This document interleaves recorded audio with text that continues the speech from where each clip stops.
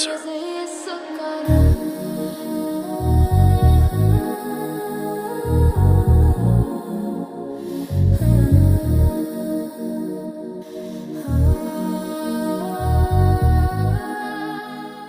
Welcome to another episode of Silent Majority. Today's episode's about the Assads and the dynasty of evil. I have with me brother Umar, a khatib, a speaker, a renowned speaker. He's spoken on the encampment in King's College University. He's done SOAS, he's done Edinburgh, he's planning to do Imperial and many other universities and other social media outlets. So, mashallah, we have a very credible guest with us today that knows extensively or can speak extensively about Syria, Palestine, and Bilad al-Sham in general. I'd like to start by saying I thank my main sponsor, Ahyaan Estate. If you are a landlord or a tenant, you're looking to give your property or rent out a property, reach out to them. They're credible, competent, and affordable. If you are having any marriage or family disputes, reach out to Simplex Coaching. Now, without further ado, thank you very much, Brother Umar, for coming on.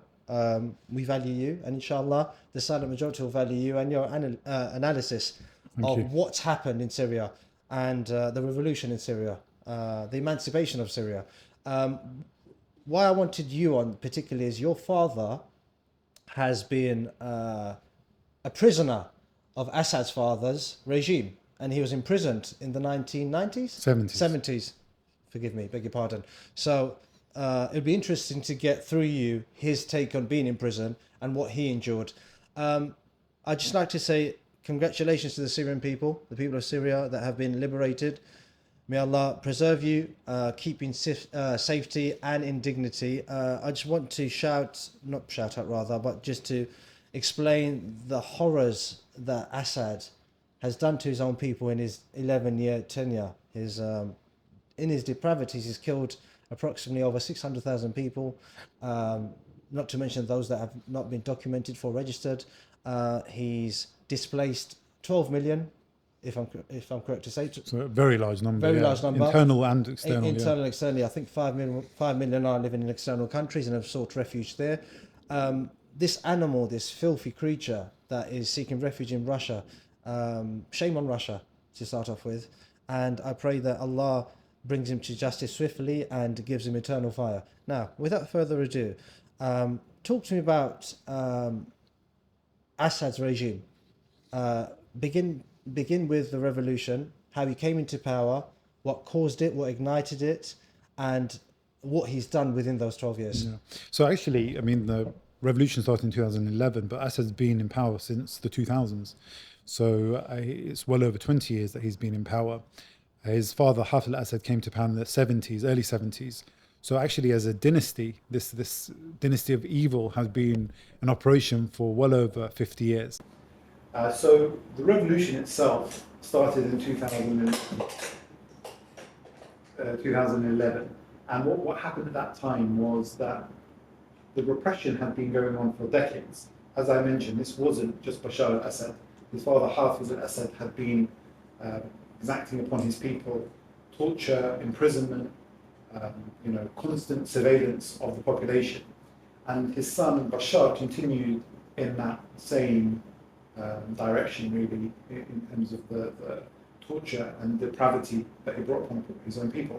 So in 2011, during the Arab Spring, so we know that the Arab Spring was something that occurred initially in Tunisia and spread across many countries in the Arab world, including Egypt. We know that also in Yemen and in Syria and elsewhere, Libya, people were rising up against these despots, and they were challenging them and challenging everything they were standing for in terms of the oppression against their own people. 2011, a number of young children who had written some graffiti against Bashar and his oppressive rule were picked up by Syrian intelligence, and they were tortured and killed by these, barbaric people, really, what they exacted upon their own people. And that led to a rising up of the people in Syria. So they went out in the streets, peacefully demonstrating initially, calling out Assad and calling out the kind of the crimes that were being committed. And what they were really calling for was freedom from this oppression. That led to a situation whereby the government was putting down these protesters by shooting and killing people who were peacefully demonstrating. That continued for several months until members of the Syrian army actually defected. And what was known then as the Free Syrian Army was created, which became like a force of good or defense against this repression. And this led to what we then know as the Syrian Civil War, which continued for 13 years until we saw the fall of Assad a couple of weeks ago. Thank you very much. His repressive tactics upon his own people have been backed by many foreign states, which allowed for him to continue in the way he did. I do want to talk about his torture methods and quickly bring you on to your father. And I'll leave it to you to speak about your father. But I want to know how it is that he maintained power through the mechanisms he used. One of them was prisons, and he censored the entire population that lived in fear through these brutal acts. So talk to him about the depravity, particularly in prisons. We have images coming out from Sednaya prison about the horrors that were endured and lived, people endured and experienced within those prisons or those confinements. The only comparison I can make to the Western world is if you look at supermax prisons or people in isolations where they only get an hour of daylight. And would I be outlandish enough to say that it's akin to Guantanamo Bay and its prisons there? Are they similar, or even if not worse? Probably a lot worse. We've heard in terms of what's coming out of Sednaya prison is unbelievable.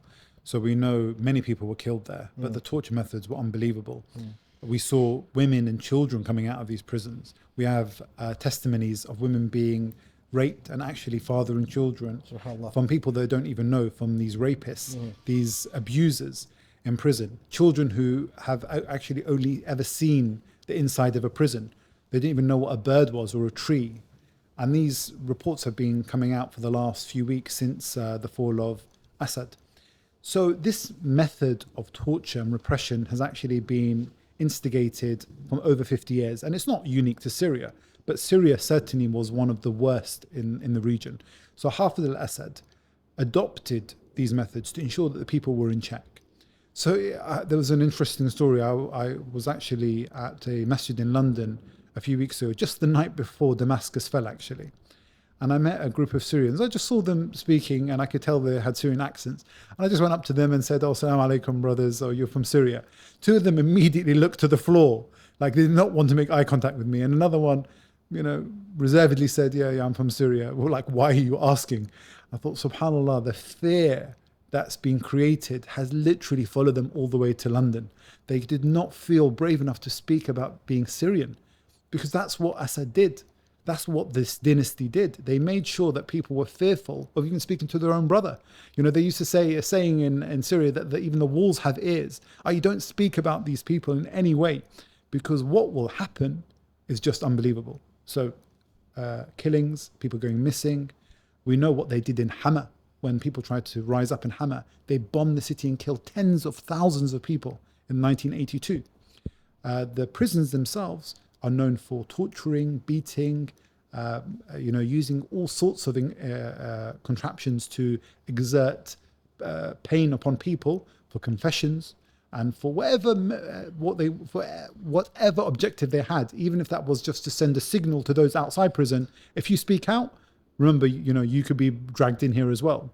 In terms of my father's experience, it was not to that extent. And in fact, when I told my father that I'd been asked to talk about your time in Syrian prisons, he said to me, I feel embarrassed when I've heard the stories coming out of Sednaya and other prisons in Syria, because it wasn't to that extent.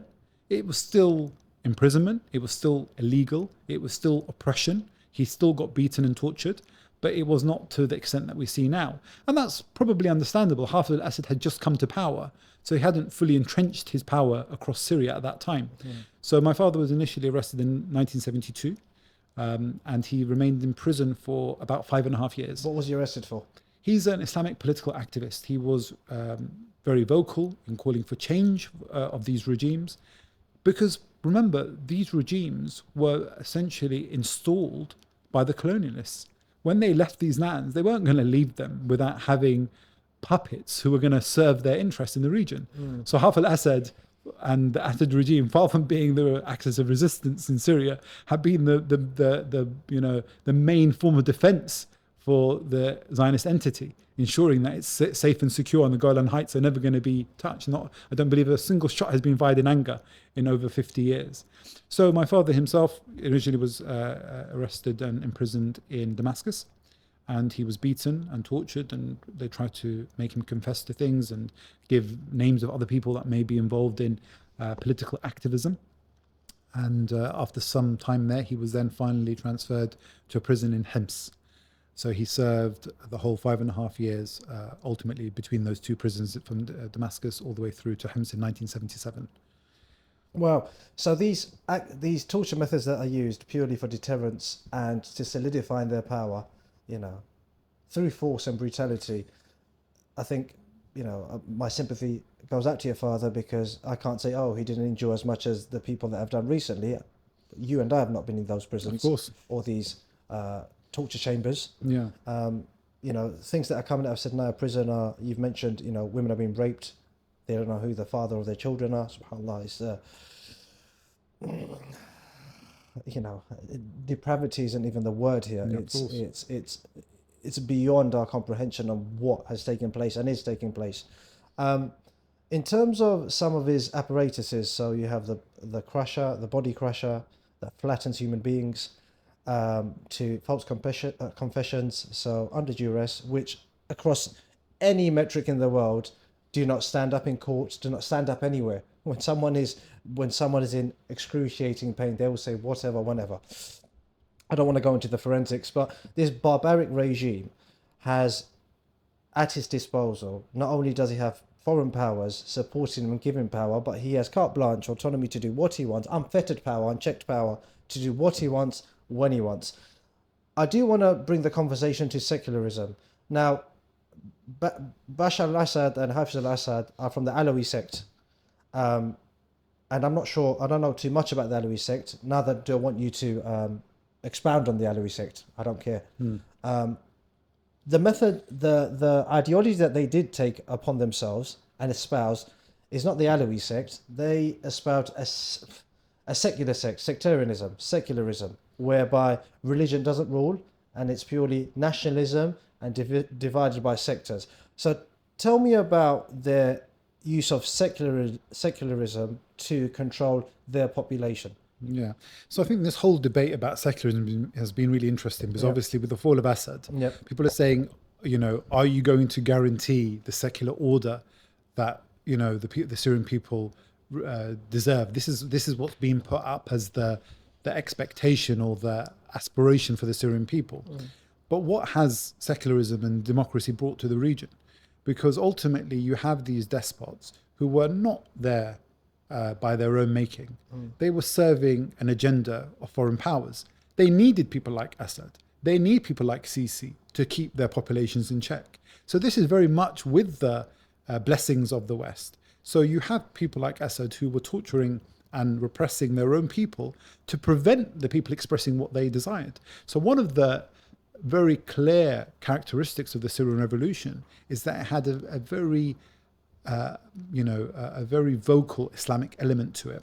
So when they used to demonstrate, they weren't only calling for al-sha'b yurid isqat al-nizam, the people desired the fall of this leadership or the rulers. They were also saying qa'idna al-abad Muhammad Rasulullah. So what they're saying, sallallahu alaihi wasallam, that this is our aspiration, to look to Muhammad sallallahu alaihi wasallam as our leader. And that's very interesting, because this is a political context. They're not talking about just in matters of prayer, matters of fasting. They're looking to the Prophet sallallahu alaihi wasallam in matters of ruling, matters of justice, matters of security, matters of unity. So the Syrian people, in particular, their revolution had this very clear Islamic element to it. So the world came together to really prevent that from happening. So to look at secularism, you have to look at actually how did this revolution kind of evolve. So from 2011, we know this young boy Hamza al-Khatib and what happened to him and others that led to this spark. Then that spark led to a movement. And that movement was really about removing this dictator, but actually replacing something, replacing that that system or that regime with something that was in line with their values and culture, which is Islam. So Islam in terms of looking at Islam for political solutions, for economic solutions, for unity. And that was something that was unpalatable to the West. So what you found is America just making noises about, oh, we're against Bashar, but in reality, completely happy with Russia going there to be the defense of Bashar when Damascus was under threat.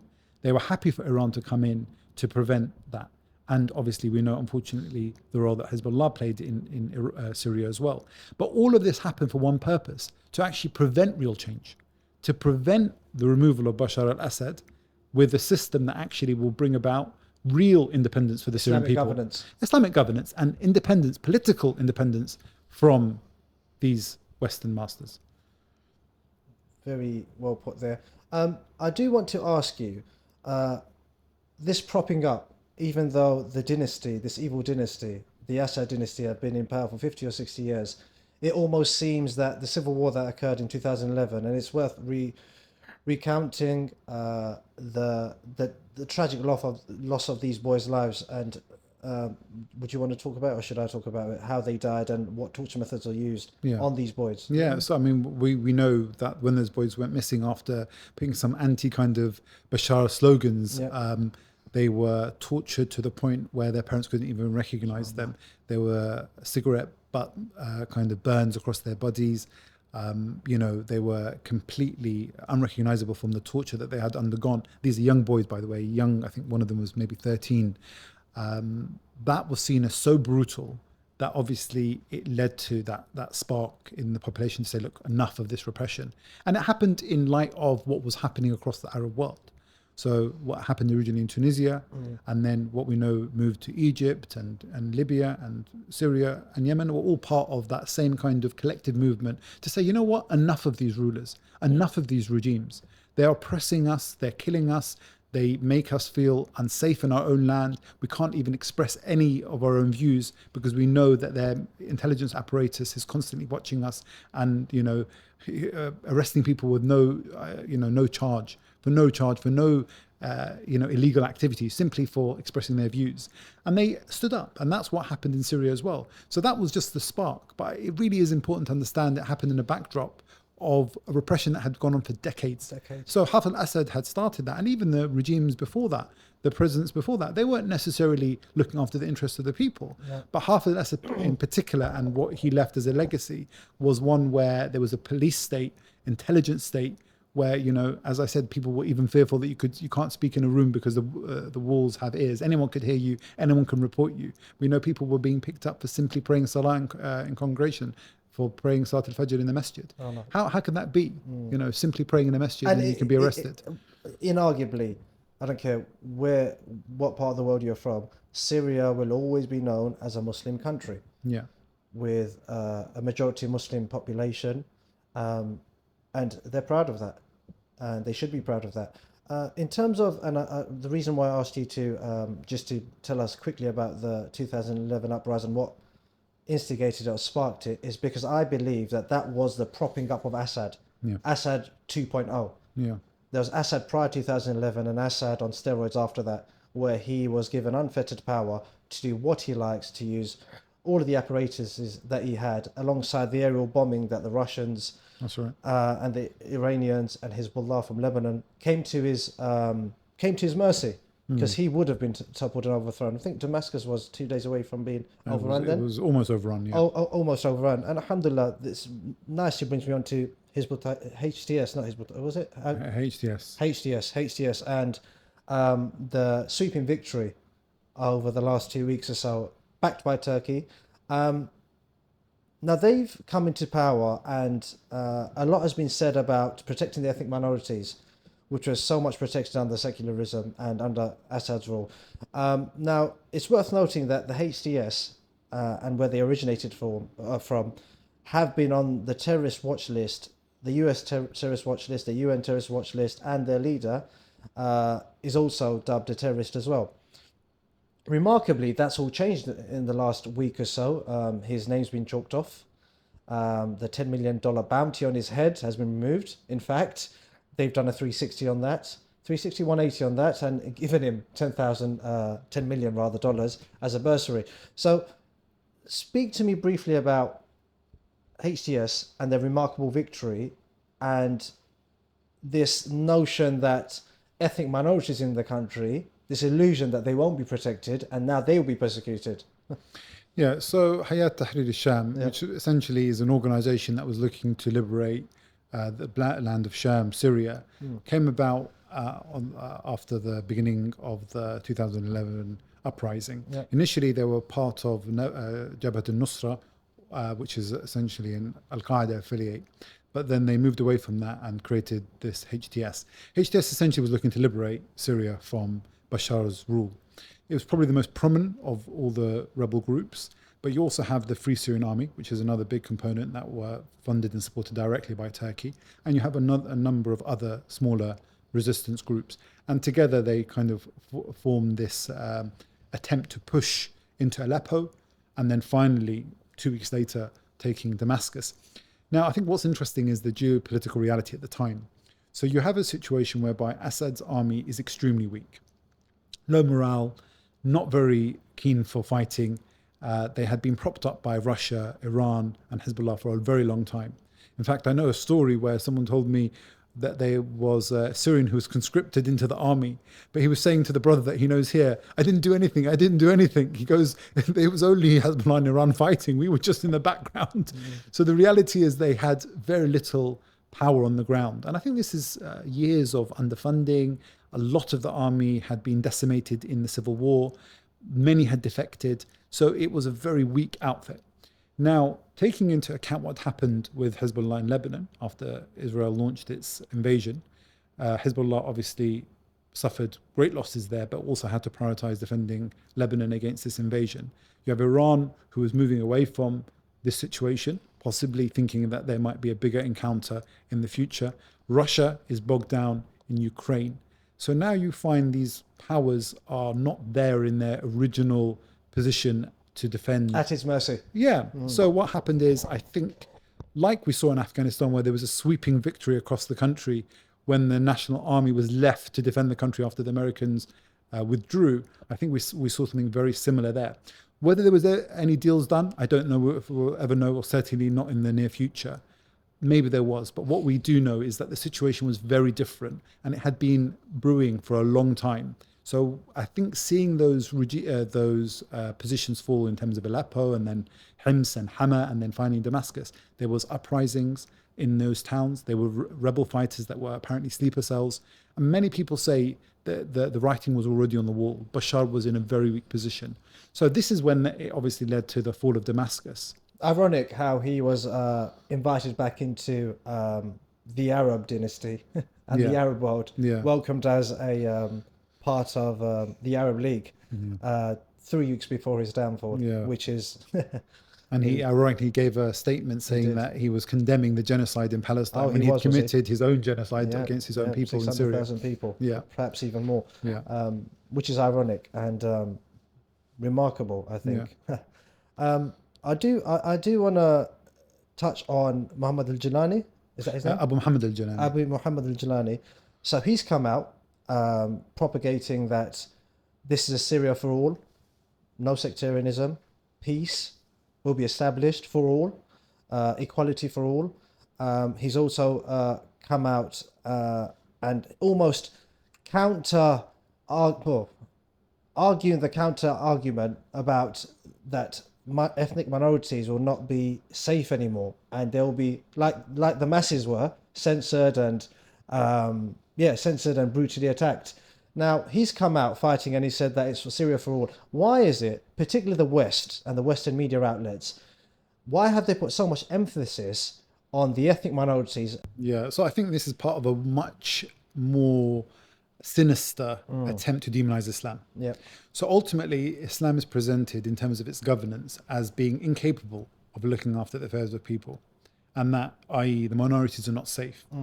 When in reality, it's far from the truth. So we have a situation where Syria, like other lands in this region, like Blad al-Sham and even beyond, people of many faiths and all faiths were lived under, a very peaceful and secure environment. And that was actually the Islamic legacy. So you have a situation in Syria, for example, where you have Christians, you had Jews, you have Druze, you have Alawis, you have Sunni, Shia, and they all lived peacefully in this state. So the idea is that they will put this view out there that minorities are not safe under Islamic governance.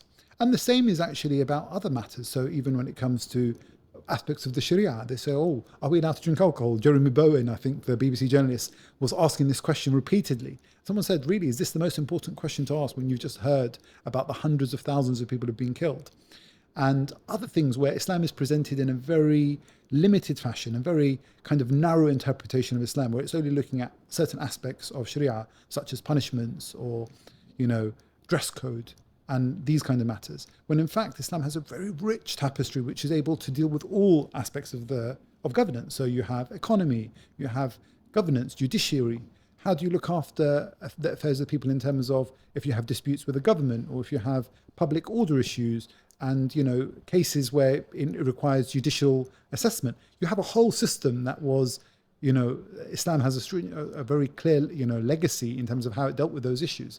So I think this is very much to undermine Islam as an alternative in Syria. So what they're saying is, no, you need to adopt a secular approach. So Blinken came out very openly and said there are certain conditions which are absolutely paramount. He's dictating to the Syrian people what they can do, or what they must do, You have to adopt this secular democratic process, which has actually brought havoc to most of the world. Where has that brought security? Where has that integrated the kind of different minorities? I'd argue it hasn't. And isn't Syria, albeit being an authoritarian regime as it was, it adopted the secular principles, sectarianism principles, and they've been adopting that for the last 60 years. A sheikh came out famously recently and said secularism hasn't worked.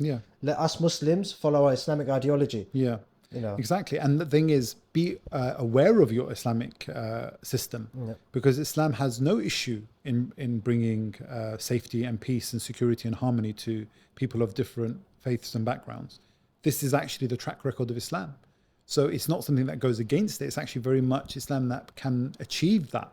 So it's very important for us to have a level of confidence about this and actually carry that message. So if anything, the new kind of political leadership in Damascus should be asking themselves, are we being the guardians of Islam? Are we the ones promoting its ability to actually bring security to this land and bring harmony to the people?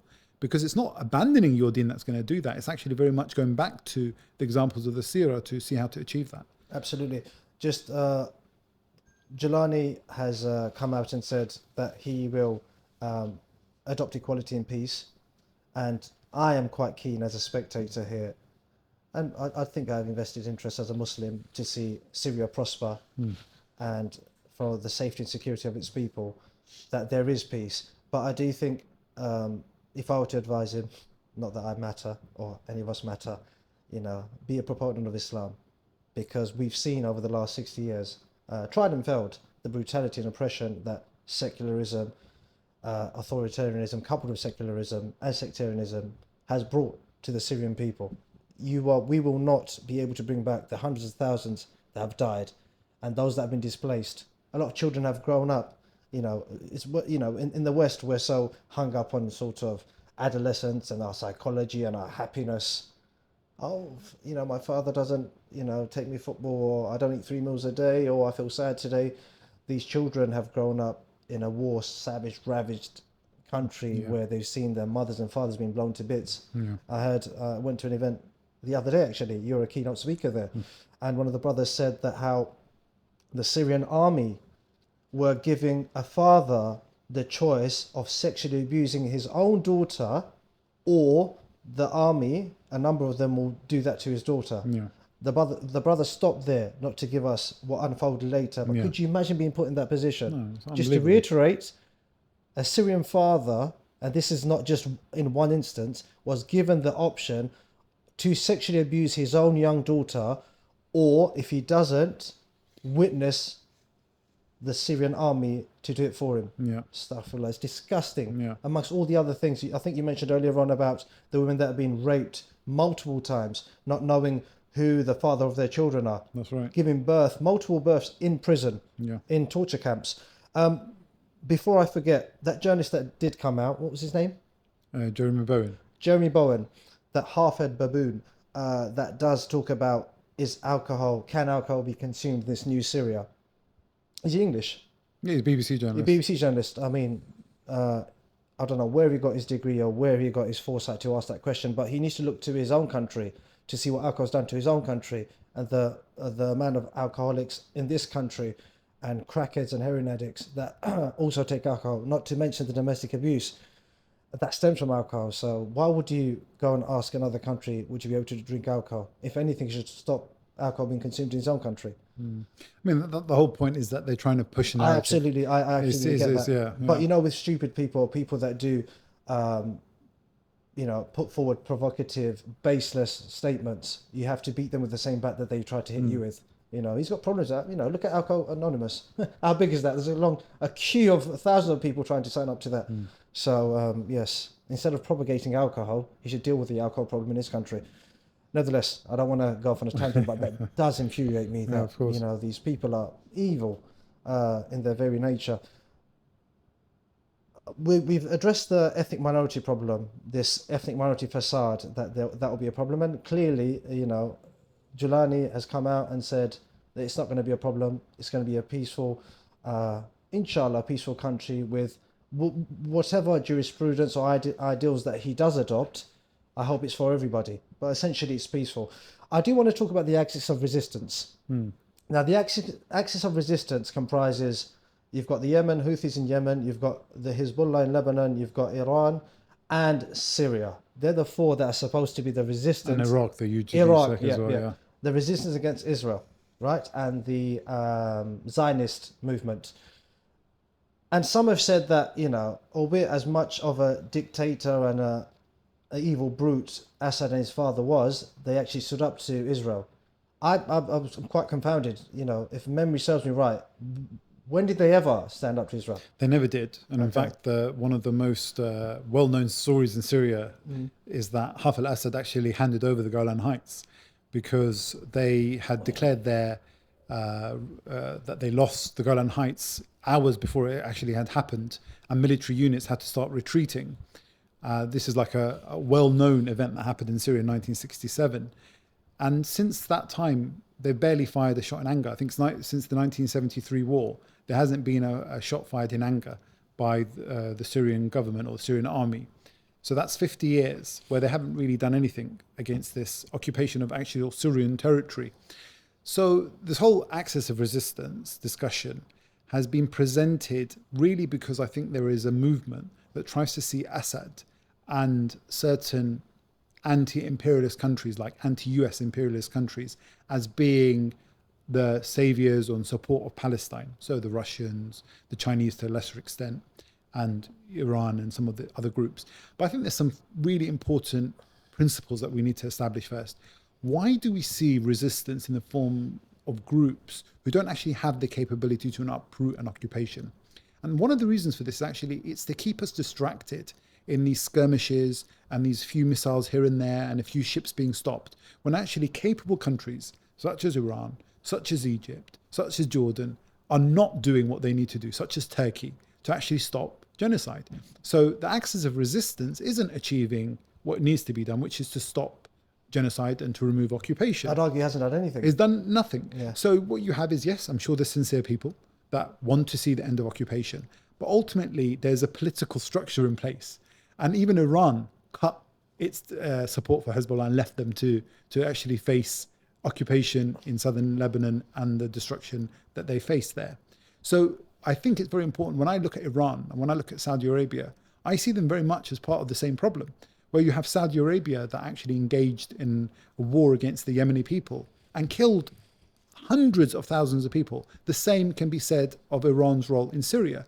Why are they showing their teeth against their own people when you've got an enemy there? So I think it's a fallacy, the axis of resistance. What it requires is real power, real resources, real military to achieve actual liberation in Palestine. So it's distracting us from a real discussion by getting, kind of distracted by this discussion about essentially groups who are not capable of doing what is required, which is to actually liberate Palestine and occupied lands. Profound to think. valuable points made there, I think. I was going to ask one question that I had because you've already answered it. I just want to say it's worth noting that Turkey are still trading with Israel. Iran have had their fireworks with Israel. Nothing's been done about it. You know, you hit us, we hit you. We'll let you know when you're going to hit you, and we're going to hit you where no one is harmed. On both directions. Ismail Haniyeh, where was he assassinated? Was it in Iran or Lebanon? Tehran, Yeah. right? That is an act of a war of act of war. It's a declaration of war here. Someone's been assassinated. One of your leaders has been assassinated on your soil.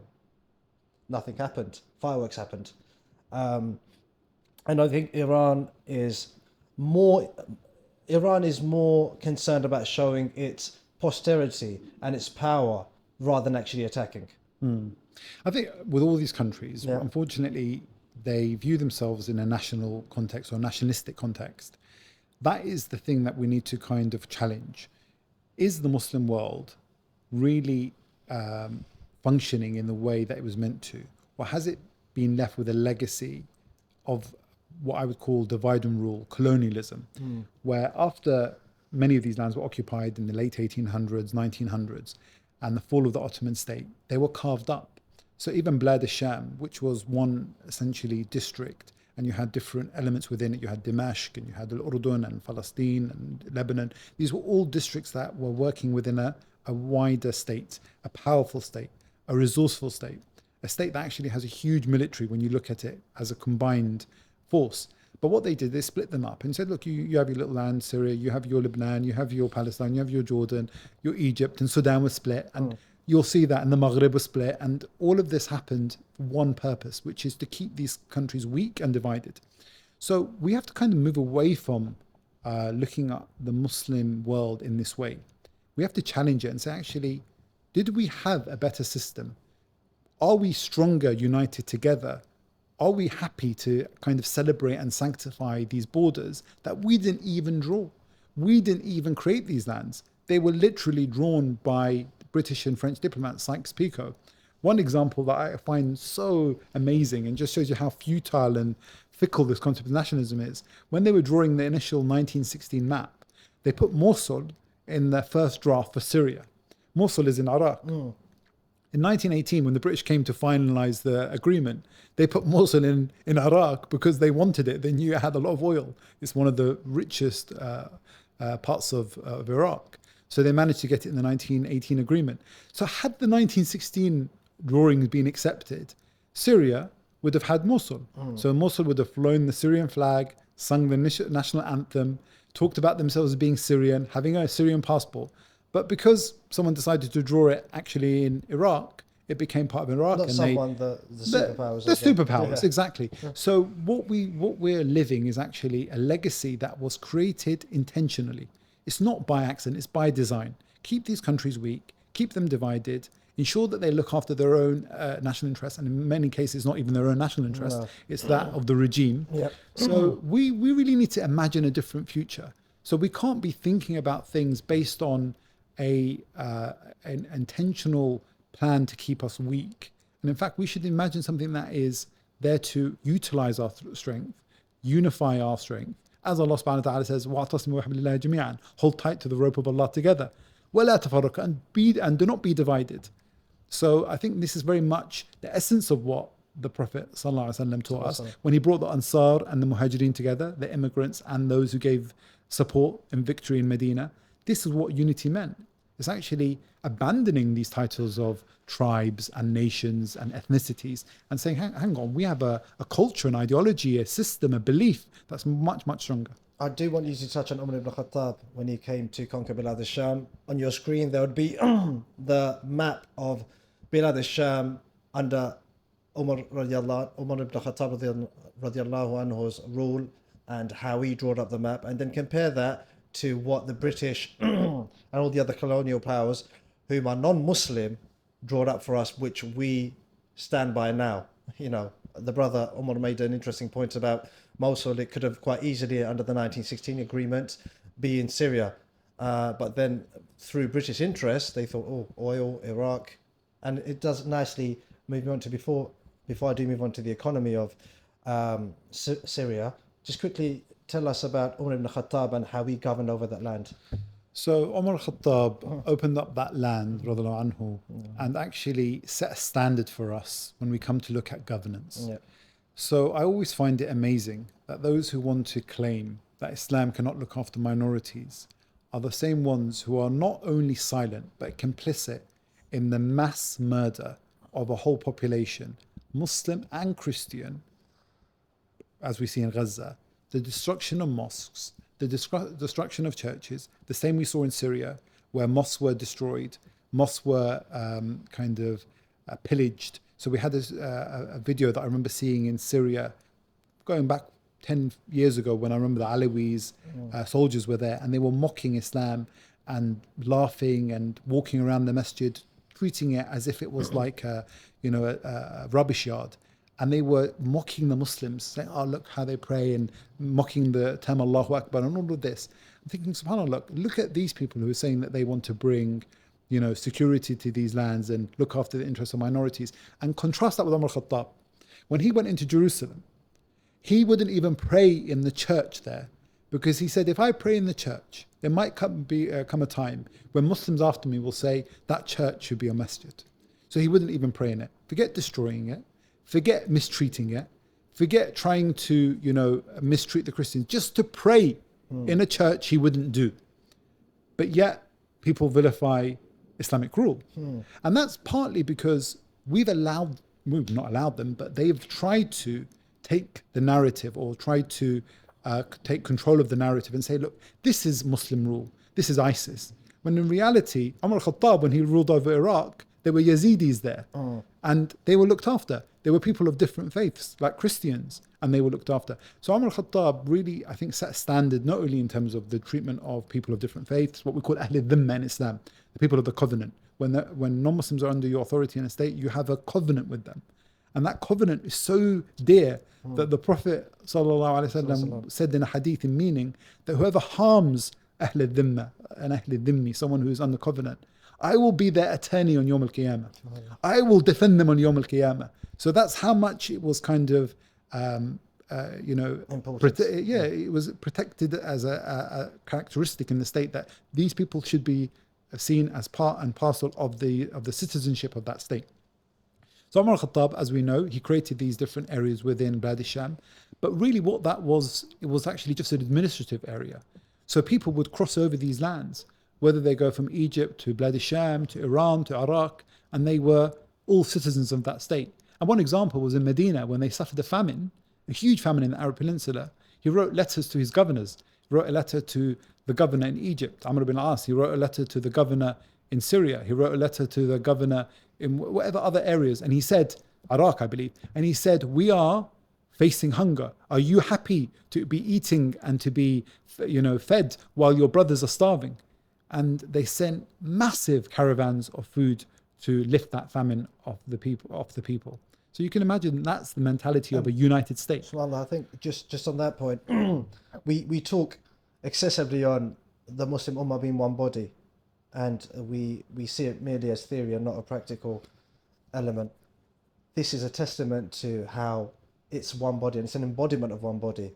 One part of your land, albeit very far away, is starving, so another part of the body helps out. So I think there's hikmah, there's knowledge in that and wisdom in that we need to enact that. And thank you very much. I think, I don't think big key figures are going to be watching this episode, but if they do, inshallah, I propagate that we should live under Islamic governance, because the secular, sectarian, I don't know what it is, dystopia that's been under Syria for such a long time has not worked, and it's killed and ravaged so many people.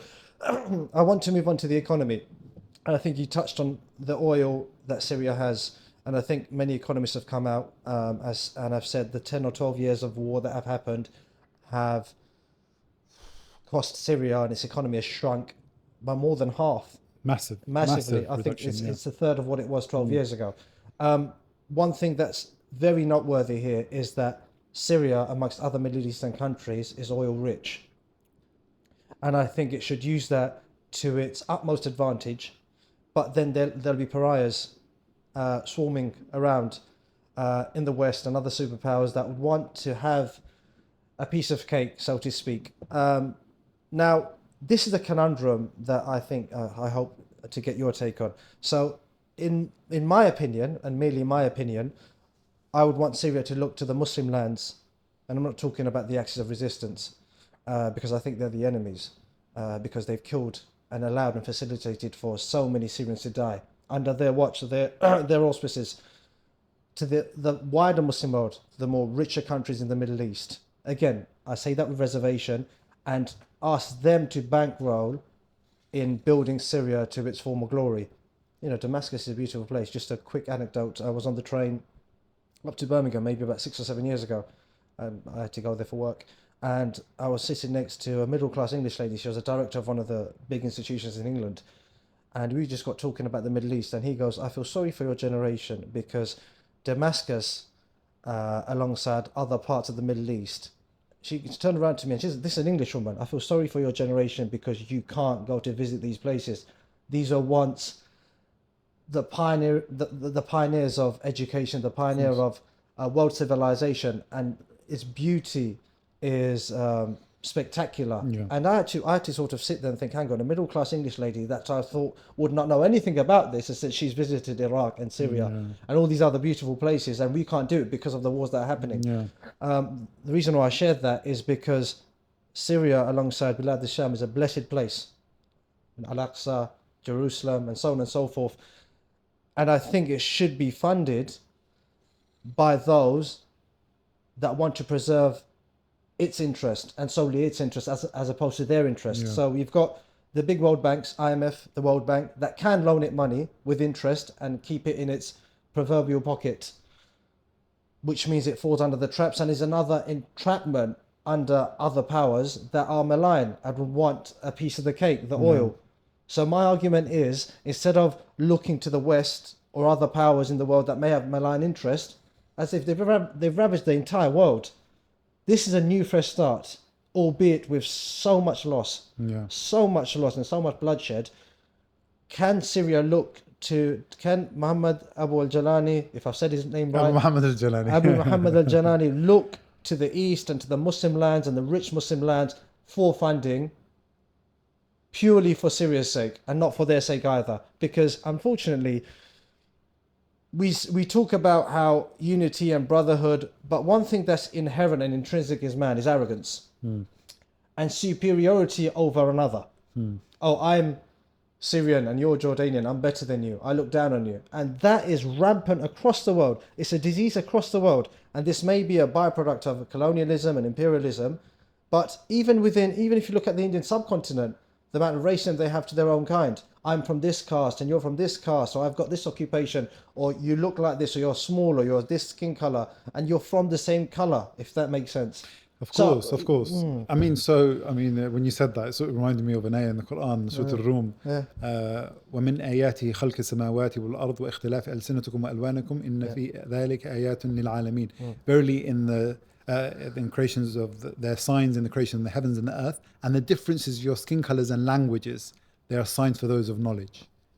Skin colors and languages, Allah is using as an example of His creation, but yet we use it as a sign of as an opportunity for racism and division. Racism is but imagine Allah's blessing the colors. He's saying colors, alwan, and your languages. But we know people have gone to war about languages. We know that there are issues where people feel that they are not being treated as like citizens of a state because they speak a different language, and it's a form of division and war. So subhanAllah, Islam actually addresses this issue. But looking at this point about Syria, it comes down to the lens that you use when you look at any problem. If I tell you that your lens is Islamic when it comes to your prayer, you look to see how do you do your prayer, and do you need to have wudu, and what other aspects of the prayer that are compulsory, etc., etc. But why is it when it comes to issues of governance and politics and economy, we leave Islam at the door and we don't actually refer to it? Our lenses come off, our glasses come off, and we put new lenses on. That's the question that we need to ask ourselves. And ultimately, the Prophet ﷺ in one hadith describes the ummah as one, and he actually puts his hands together like this. Why? Because that's one. It's not that I'm this part is Syria and this part is Palestine, this part is Pakistan, this part is Bengali, this part is Indonesia. No, you're one. So the whole mentality has to change. We need to get away from this mentality of, well, we need to build the Syrian economy, and it needs to come from our brotherly nations. No, these nations were there to keep you divided. These same nations, unfortunately, have been involved in turmoil in Sudan, for example. The UAE has been involved in bankrolling the RSF in Sudan, which has been part of a massive civil war for the last 2 years or so. Thousands have died. Yeah. Thousands, tens of thousands Yeah, have tens died. of thousands, yeah. Millions displaced. And what this has actually been backed by so-called Muslim nations. We have a situation where the UAE is normalizing with Israel while they're committing a genocide. We have Turkey and Egypt trading with Israel. We have a situation where Syria was abandoned by all these countries. As you said, they allowed him back in the fold of the Arab League, even though they know he's committed genocide. So we really have to ask ourselves, are these regimes and are these governments going to be the ones who rescue us? So who does Syria look to? But what I would say, we need to be very careful, even when we're talking about the axis of resistance. This isn't to represent the people.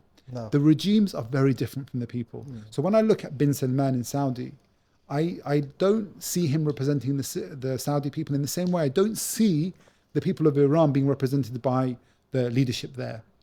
And I think that's an important distinction to make, because Islam can bring all of these people under a kind of a unified, harmonious society. But it's the regimes that ensure that doesn't happen. Moving forward, what do we do? Who does Syria look to? What does it do now? I think we need to take a step back and ask ourselves, is the future of Syria better and stronger as an independent nationalistic state, or do we need to have a vision for something better? Have a vision of something that actually brought about success and prosperity in our lands, security in our lands. And we look to Turkey. It's a natural ally in the sense that the people, I don't know if I mentioned that story of the brother Engin Arslan. No, you haven't. No. Oh yeah, Engin Arslan. This is a Turkish brother who was actually released from the dungeons in Syria in these last 2 weeks. And he was a prisoner who he came from Turkey to go and support his Muslim brothers and sisters in Gaza. When he saw the bombing and the killing, he says, I have to go and do something. So he went through Syria and he was arrested. And they realized what his intentions were. So the so-called axis of resistance, arresting people who wanted to go and help people in Gaza, by the way. And what it made me think is, look at the sincerity. The reality is that the Turks and the Syrians and the Palestinians and the Jordanians and in Bangladesh, I saw them when they removed Hasina waving the Palestinian flag. What is the common thread? It's the unity, the belief, the ideology that we all share. We need to kind of move away from the weakness that we have. While the EU sees its strength in unity and having no borders and no tariffs, what we're doing, we're saying, let's put another border. That's true. Let's put another division in our lands. Yeah. The Kurds need their own place. The Kurds were the ones who actually liberated Palestine. Salah ad-Din Ayyubi was Kurdish in his origin. So why have we allowed these divisions to plague us? I think this is the question. So we need to look beyond. We don't want to just repeat. We don't want another nationalistic state that's weak and dependent on IMF loans and the World Bank and investment from, unfortunately, regimes that have no interest in our lands. Even the Saudis, and I'm not talking about the Saudis as people, or the Emiratis. I'm not talking about them as people. I'm talking about regimes. These regimes are not there to serve our interests. So I think the more of us that talk about this, the more of us that say, you know what, enough is enough. We don't have to continue this legacy of failure. It's only recent. It's only 100 years ago. Why are we treating it as if this is the end of history and end of times? I gave a really, amazing example that my dad in his small village in Palestine used to know an Ottoman soldier. And he used to tell him stories about how he fought with the Ottomans in Russia. That's within the same lifetime. This is my dad who's still alive telling me the story. But yet when you talk about it, you say, oh no, that was ancient history. Why are we talking about that? But why then have we accepted a secular system that's built on nationalism as our way forward? That's the question I would ask. So I don't have an immediate answer of what we would do, but certainly the first thing to do is to adopt the right viewpoint, put the right lenses on. Follow Islamic guidance. Exactly. We have, unfortunately, run out of time. There was a question that I wanted to ask about the West complicity of Syria. Well, rather not Syria, Assad, in doing what he did. Yeah. That's going to be a separate episode now. Yeah, but I just want to mention one point about that. Just look to one thing when it came to Assad. Yeah. He was studying in London, wining and dining with world leaders. They have no intention of getting rid of this man. He was there to serve a purpose, like Sisi is in Egypt and other dictators are. Hold fire there? I think I'm just going to invite you now. We're going to have another episode on the West's complicity. I'll have another guest, a renowned guest with yourself on, to just purely talk about the West's complicity in allowing Assad to do what he's done for 10 or 12 years. And that comes in many forms and guises. Yeah. Quickly and lastly, very succinctly, your message to the British Muslim silent majority and non-Muslim silent majority. Don't be silent. Don't be silent. That's the first thing. The Prophet ﷺ said in a hadith, "Ballighu anni walau ayah." Talk about me, convey from me, even if you know one ayah. Yeah. And then a famous hadith is the Prophet ﷺ said in meaning that if you see an evil, change it with your hand. Yeah, so with your hands. Yeah. And if you can't, فبلساني, by his tongue. And if you can't, then بقلبي. Bilisan, don't be silent, speak up. So we have an obligation to actually raise this call. Whether you're speaking about nationalism, whether you're speaking about unity, the need to look to Islam for our answers. The more of us who do this, the more we can create a movement, a momentum. So I think it's essential that we all play our role, whether it's in our families, whether it's in a khutbah, whether it's in a talk, whether in social media. And you imagine how much we can affect people. If there's thousands of people listening to this and we all take a step and say, you know what, I'm going to discuss it with some people, I'm going to share it with someone, I'm going to try and challenge this idea. What do you think we could achieve? A lot more than actually just remaining silent and saying, you know what, there's nothing I can do about this. Thank you very much, Brother Umar. A pleasure to have you on, and inshallah everyone has benefited. I'm just going to turn to the camera to talk to the audience. Alhamdulillah, firstly, our sincere congratulations to Syria from being liberated from a terrorist, from an oppressor, and I pray that Allah destroys him very soon and all those that support him. I'd just like to say that as we do this episode and as we're speaking, atrocities are happening across the world, in Gaza, still in Syria, parts of the Indian subcontinent, Kashmir, in India, and Yemen, alongside Sudan, and all these other Muslim countries that are being plagued by war and killings and massacres. We pray that they do come into safety very soon. And one of the things that I'd like to leave you with is, when I speak to people from these countries, fortunately some of them come to our shores in England, and the first thing that they say is, at least this country is safe. And that really resonates with me, because we take that for granted. And because we are in safety, we need to do much, much more. Much, much more. Propel yourself to make a difference, albeit very small. Brother Umar beautifully articulated what the Prophet Muhammad ﷺ said about do even a little and convey my message even a little. So when we are under the paradigm of safety, we need to do much, much more. I mean, to pray that these people and these women and these children that have lost their lives, inshallah, shaheeds, that Allah elevates them and has admitted to them into his paradise. We will come back and we'll do a part 2 on this, and we'll talk about how the West perhaps has conspired or has been complicit in Assad's torture and brutality. But I just want to double down and reinforce, may Allah grant swift victory to those that are fighting against oppression.